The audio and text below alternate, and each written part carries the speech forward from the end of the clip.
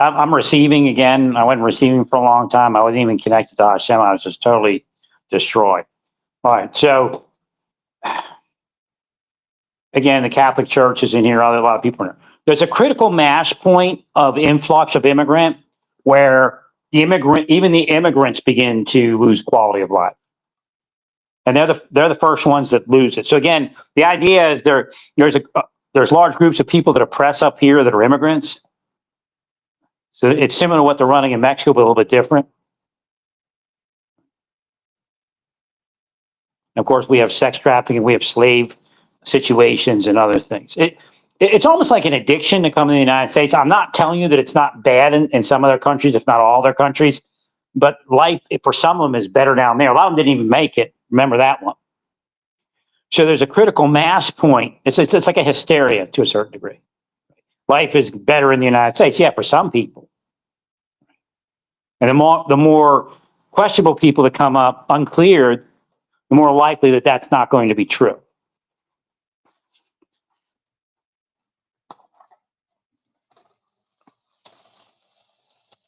So there's this critical mass point that we hit somewhere along the way, which degraded quality of life for a lot of people.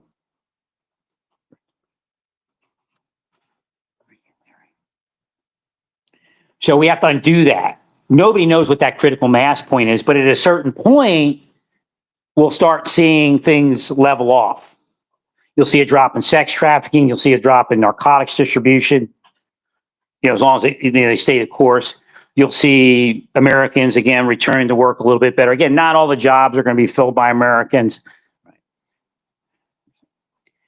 And, but some will be. Right. I knew when I was in Florida at the Alachua Temple for Hare Krishnas, I knew people that were doing like the work that immigrants do. They were Americans. It was a organic farm that the spiritual people were running. One of the spiritual, people, somebody was in the organization, a kind of a periphery person, but he was running a farm, and he would take organic food to market, but he'd also, the temple, I think, would buy from him if he had something they wanted. Right. And he probably gave it to him for a good deal. So he had land that was adjacent to the temple land. So I do know I knew of Americans that did farming. And it was actually a fad for a while to try to open an organic farm. I think what happened is big business moved in to organics, and that culture kind of died off.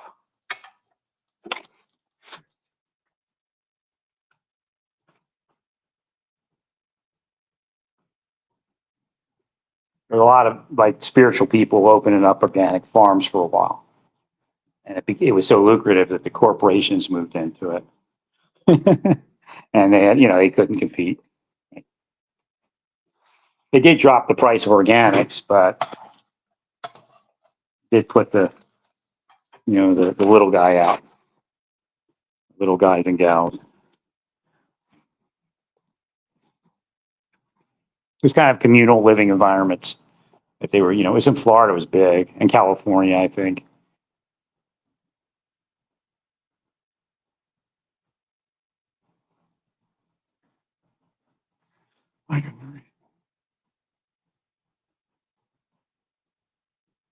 What's this, Mr. Beast? You want to?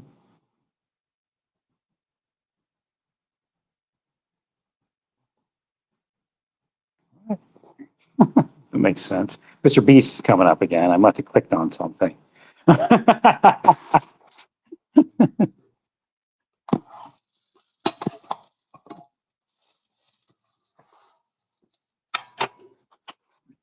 So there's a point, again, when you run a government, you have to make it work. You can't. So what's happening is the quality of life is degrading. I understand there's haves and have-nots, and there's very wealthy people, but outside of that, let's say we don't even argue that for now. When we look at everyday people and the quality of life in these countries that they're fleeing to, they're diminishing the quality of life in those communities and the safety. So it doesn't work. Right.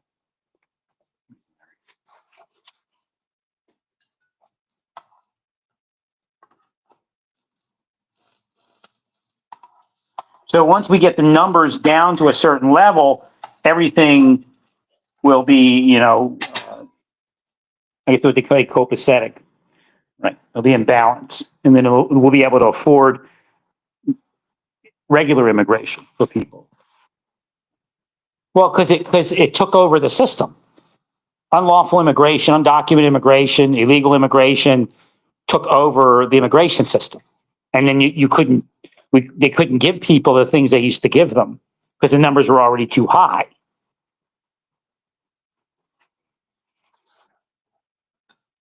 But the laws in the United States do not allow these people actually to be here. Amnesty does not involve, hey, I want a higher paying job.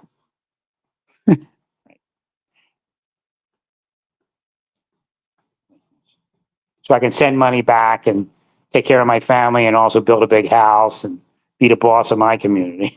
Right. A lot of these people returning that are self-deporting are returning to a nice house, and they're big people in their community. So they worked here and sent the money home, which again, they're not spending it here, not investing it here. And Americans don't have the money to spend or invest. Believe me, they took over. If you're white, you're not going to work at some of those places. Right. Even if you can, even if you want to.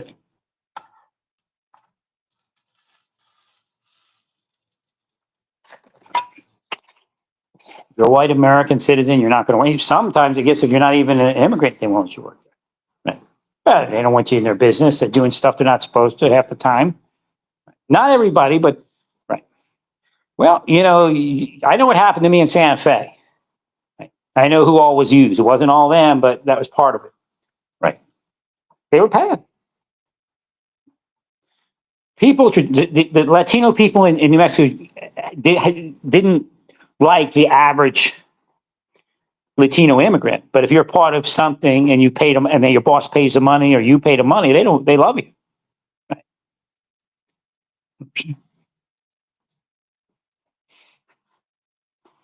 So again, it's corruption. They have an element of corruption. So when I was in Indiana, one of the things Hashem showed me is I eat ethnic food, I eat Latino food, I eat Jewish food, I eat Arabic food, I eat Indian food, I eat whatever Hashem tells me at a given moment. Right. So I go into Indianapolis. I walked into a Spanish store, and it's neat, or not neat, but it's crafty how they did it. They have a calling card,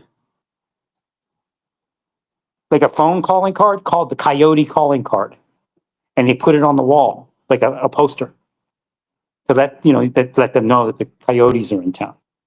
Right.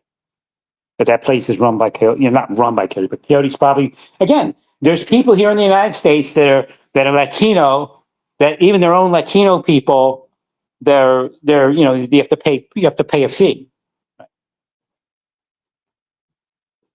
Look, they just barely busted that sheriff in Florida. Just traditionally, cops aren't doing it. They're not going after these people. And then the only thing I can think of is that they're somehow part of it.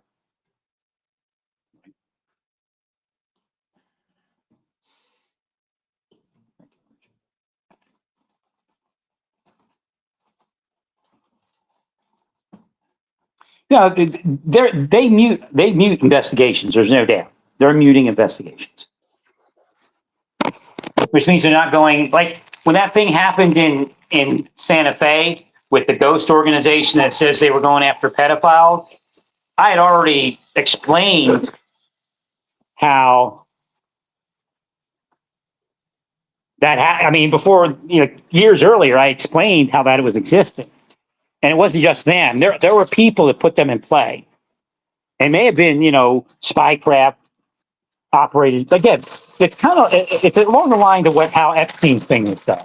That's what I'm trying to explain to all of you. Epstein's thing was done with spycraft. He was put in motion. He was connected with certain people to dirty him, and then they could kind of extort by inference certain people. Right. So Trump and Bill Clinton were put in with Epstein by foreign spies. With the U.S. spies too. We don't know how far they were. Like when you get out of politics, you begin to realize what's actually going on. And, you know, MAGA is politics. So all those people ran. Right? No, the real culprits for the whole thing are actually people we don't even know. Nowhere that are nowhere near the investigation. They could actually been people as part of the investigation. Right. Although one cop didn't seem to, one FBI agent where he said Epstein was helping, you know, assisting the government. He didn't seem to be part of it. He just seemed like an average agent doing an average investigation. But we don't know what Epstein gave. So again, Epstein may have gotten people busted. We don't know.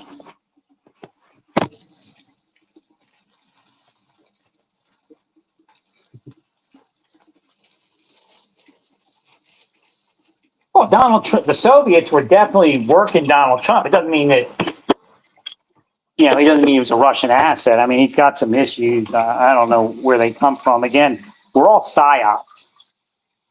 So if something can go on around Donald Trump, and it can be manipulated. We all get manipulated. It's just a question of how far does that manipulation take us? Well, again, it's these people were allowed to run their little racketeering organizations for so long, they got into all of that. Wait. Thank you, Larry.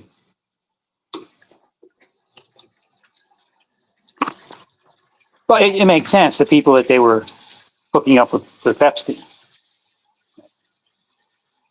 Well, Trump, everybody back. Okay, so if you look at the timing of when Trump was talking about running for president or even, you know, off, you know, any type of office, I guess it was president he always spoke about, I guess. I'd have to look to see if he spoke about any other office. I didn't see anything else. It all makes sense that spies wanted to have leverage in Trump's life. I mean, they do it to me, right? Like, okay, so I help people. I help homeless people. I help people down in their luck. Well, a lot of people I help are felons, or you know, we're felony criminals. Well, what they do is they say I hang out with felony criminals, right? And I'm actually trying to help people. Right. Like the one guy that got busted, supposedly, I don't even know, the whole thing could have been a setup, but he had that girlfriend. I told you he was an older man, and he's with a younger girlfriend, and you know, apparently she tried stealing something, but earlier in the whole episode, they were getting a ride back to, they were using, he was using drugs, right? He said, and he broke up with his girlfriend when they got to Phoenix to visit her parents, not Phoenix, yeah, Phoenix to visit her parents or some Maricopa County, wherever it was. And he just, you know, they got in an argument because the parents didn't like him. And then he said, yeah, I went out, I'm not gonna lie, yeah, I went out and used drugs and all that. But I'm, you know, now I'm clean, and I, you know, I got back with my girlfriend. I need a ride to this place. Who'd have thought, like this big mining town? I don't remember what it was. That there's no buses that run through. I mean, I think there does. It probably does now. I imagine. Hopefully, they fixed it. But it's a mining town, and no buses go directly to the mining town. It's like 25 miles is the closest away, or something like that. So I said, look, I don't have the money, but I'll charge you a ticket. I can't really. You know, I shouldn't be running down to, you know, like southern Arizona to do this. But what had happened was he was getting a ride from somebody. This is what his story is. I finally got back my girlfriend. You know, we poo-pooed her parents. I think she was 24 and he was 40, but she had psychological issues. And I saw how he handled her when she had her panic attacks and her, you know, bipolar episodes and all that. And I mean, I don't know if a guy, you know, her age is ever going to put up with that, you know, and or even have the knowledge the way he handled it and the calmness. But again, at that point, any criticism, because they're acting like he was keeping her as a prostitute or something. I mean, again, we were in Phoenix. The cops were bozos, for not all of them, but you know, some were bozos. So, or Tempe, actually, we were in Tempe at that point.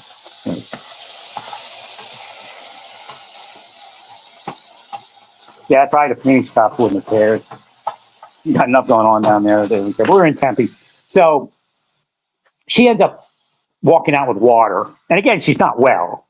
So whether she stole it or just spaced out, I don't know. I mean, she's the type of person who would just space out walk. I mean, space out bad. Like don't you think you should pay for that? What? Oh. So I may have missed that. But they were holding her. And he's like, my girlfriend didn't come back. I'm so worried. Because I told him, don't call me. I'll call you tomorrow morning and we'll work it out. I'll give you a ride. Right. But at this point, he's like, oh, dude, I'm glad I found you. My girlfriend hasn't come back and she's got issues, man. And he's staying in a room that somebody gave him the room. Oh, and he was in a car. They had a ride. They were getting a car. The guy had heroin under the front seat, and he said he bailed out of the car. I mean, they weren't arrested, so obviously their story worked somewhat. And they were just getting a ride back. And these other people that bailed left them with the heroin or something like that. So the cops were like questioning, but they didn't get charged with anything as far as I know. Right? They said we're just trying to get back to our community. And I think that was in Phoenix. So they hook up with this other guy. I don't know how they hook up with him. And he gives them the room. He says, you can have my room. I'm not going to be staying here. What happens is they run out of time. Right. So everything was falling apart, because they have to get back. They want to get back home. They live with a woman there, an older woman there. They rent a room or whatever. He works in the mine.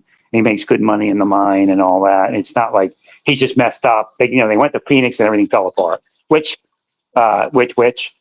metaphysically, if they both have issues in Phoenix and they return to Phoenix, those issues might crop up again. So in other words, they could live in the community they were living in, the mining town, but they're metaphysically they didn't have issues there. So we get her out. She's apparently, she said that her uncle was supposedly a detective. I don't know if it was real. Again, people say stuff, but she said she told him, my uncle's a detective. I know what you're doing. I have my rights. You need to let me go, because they were holding her in the store. Right. And we went over to look after her, because she's got mental issues. The cop was a jerk. Right. So we were like, and of course they probably come up as being in this car with heroin earlier and all that. Right. So we couldn't help her right off. We couldn't help her. We went over, we tried, I drove them around, we found her. I don't remember what the store was. I think it was like even an electronics store, and she walked out with a bottle of water. I mean, right. So she's got psychological issues. That's really what it was. Like if they would have charged her, the judge would have let it go. She has psychological. Right. So I'm a gorgeous young woman, but had issues, and I think she was with as far as my witness, she was, I don't know everything, but she was with a guy that could help her psychology, that's for sure. And I think she smoked. I don't think he used some heavier drugs, but he was more like a user, not a dealer or anything like that. But again, when you're a user, you'll end up around dealers, and that's what happened with him. The dealer was going to give him a ride, and it just fell apart. So eventually, she comes back on her own, because he's like, we can't do anything. The cop's just being a jerk. So it's, you got to get out of here. You can't be here. And we weren't doing anything. We were just trying to talk to the cop and figure out what happened to her, But apparently she says that she told him that her uncle or something like that was a detective, and she knows her rights, and she started saying whatever she was saying. They just said that cut her loose, Right. And maybe they figured out that she wasn't well. At a certain point, you should have figured out that she wasn't well. Right. But again, the judge would have probably dropped the charges. Right. It said, make sure she doesn't do that again. Just a bottle of water. And anybody could walk out with a bottle of water. Right. So we get them all together, and they have to get out of their room. So I think we slept the night in my room. And then I drove them down there. I bought them pizza on the way. I made it real nice for them. We stopped at a pretty good pizza joint, ate some pretty good pizza. And they went back. He went back to his mining job, never heard from him again. But the government tried to use that against me, like I'm involved in heroin dealing or something. I mean, they stalk me every day. They know I'm not involved in heroin dealing, but they try to use it, Right. But, in helping people, you end up around that type of person. Right. That has some issues.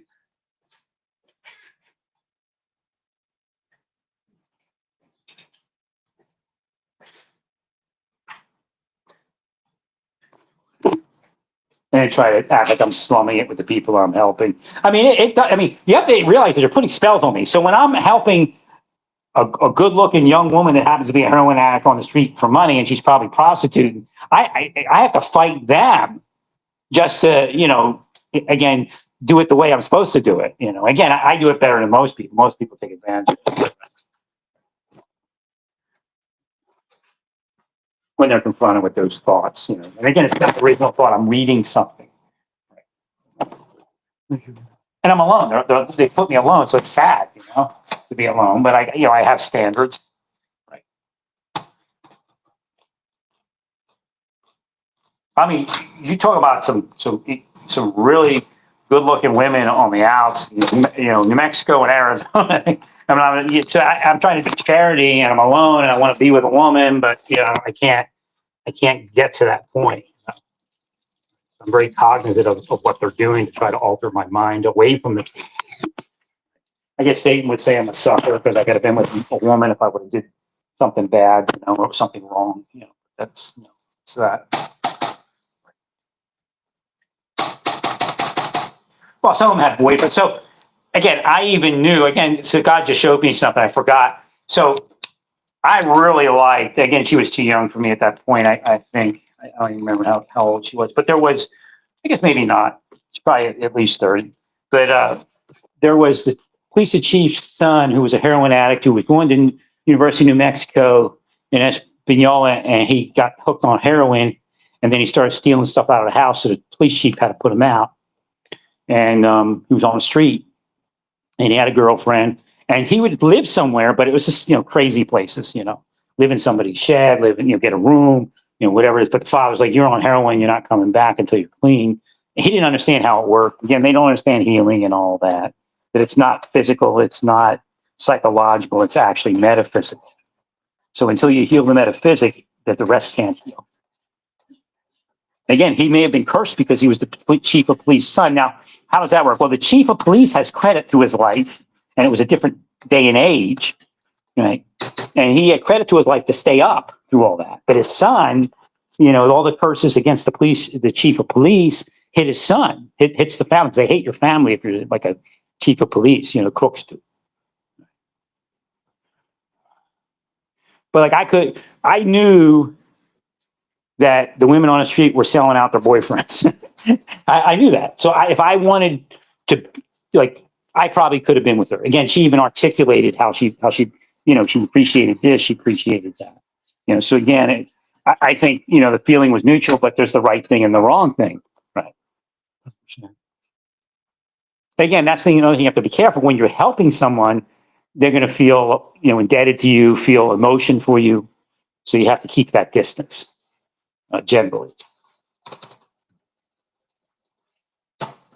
Again, I'm subject to the will of these other people because I'm being put down all day. That's why they stay on you. So they F you off all day. And again, that's what it's called. I know it's a harsh term. Right? That's why they're around me in the church. That's where I'm in churches and other religious places. That's why they're around me in the government. Any place I was, they'll be there so they can F you off. They use people so they pay off people that have status in these communities so they can use that clout to curse you off. That's how the metaphysical world works on status, money, and all that kind of stuff too. So I had another guy that I was helping out and his girlfriend, and she had already dumped him for somebody with, well, he actually was drugs, but somebody with money. Apparently he got a retirement or something and he had money. And she dumped him. He was pretty sad, but he's like, the cops were always hassling him because he did have an assault on officer charge. Because I asked him, he said, "Well, obviously, cops are hassling you. There's only a couple things that I know that's going to do that, and that's a sex charge with a kid or something like that, and assault on officer." He said, "Assault on officer," and he said it was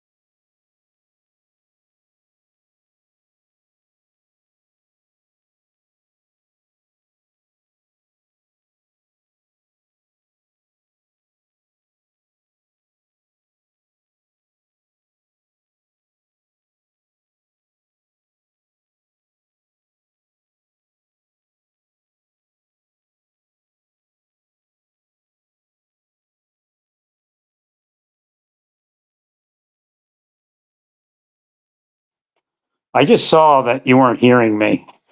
Well, I'm going to hang this.